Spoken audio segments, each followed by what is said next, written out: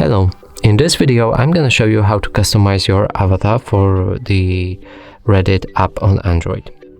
So in order to do that, we'll need to press on our avatar right here and go to the settings at the bottom of the site. Now find Style Avatar and press on it.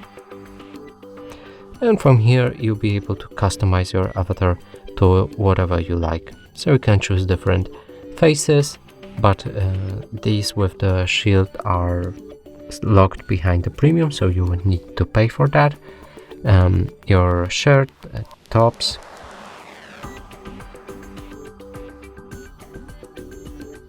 bottoms, so it's basically pants,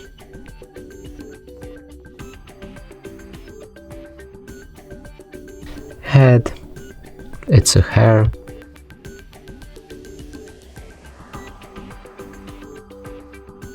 body, you can change the different color or outfits if you have them. And that's it for this video. Hope you like it. Please consider subscribing to our channel, leave a like and a comment below.